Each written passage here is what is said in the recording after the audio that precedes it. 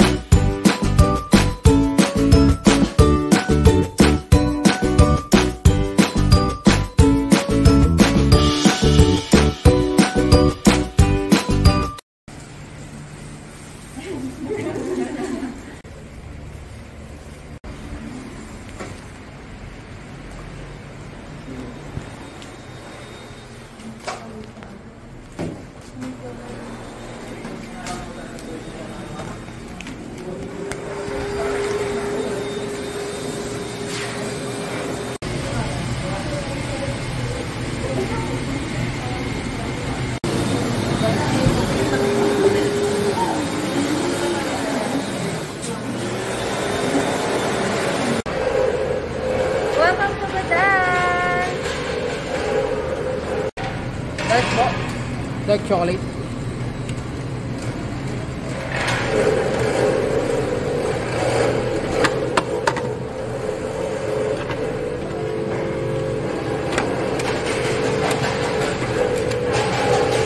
Bye-bye.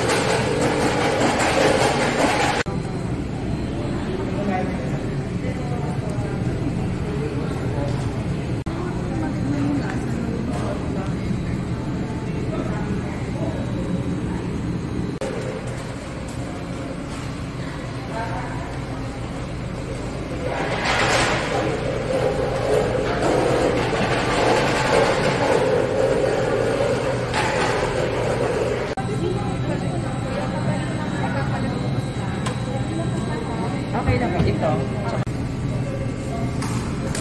So ito po tapos na po lahat. Bali, dito na lang po tayo, Helena.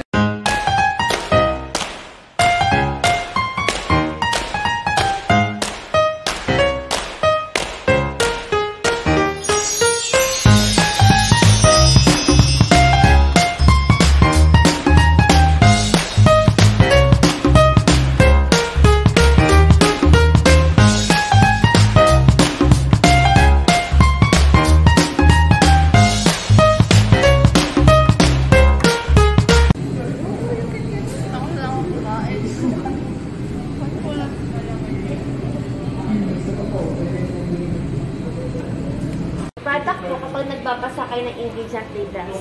So it is listed descending order by weight.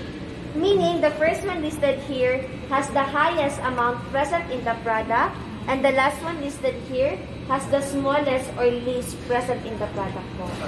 So yun po yung lahat po ng product, ganun po yung order ng weight po ng ingredient. So pag una, siya yung pinakamarami.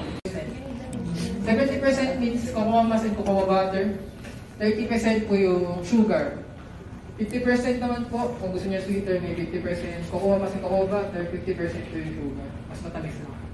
Then sa 50% milk chocolate, 50% cocoa butter and cocoa mass, 50% sugar, ay 25% sugar, 25% milk powder. Si milk chocolate lang po yung nag-label na. In reality po, yung dark chocolate po, hindi talaga na-expired. lalo lang pag 100%, hindi po talaga siya na-expire as long as na hindi po siya na-contaminate ng water. Kasi po pag nag-contaminate na ng water yung chocolate ninyo, nasa danger zone na siya, active na ang bacteria. So, hindi na siya cat foam, molds na siya. Pag mataas ang moist sa chocolate. Eh, nagiging crumbly po siya, buo-buo po. So, yun po, nagiging active ang bacteria. So, milk chocolate po, kasi si milk allergen siya, napapanis ang gatas.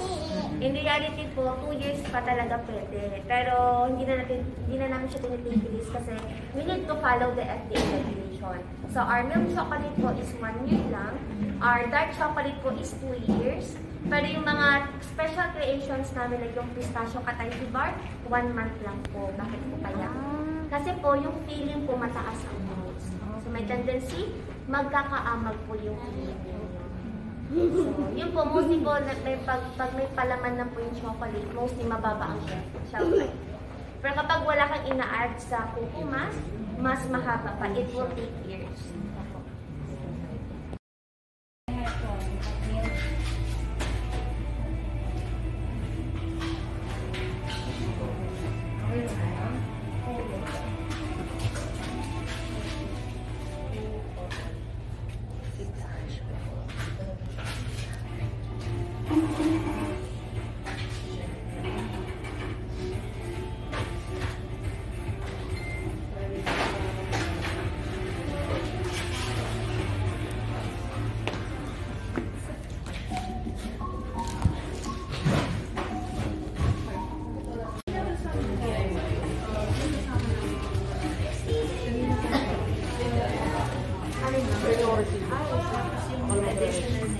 Sa DIY ko.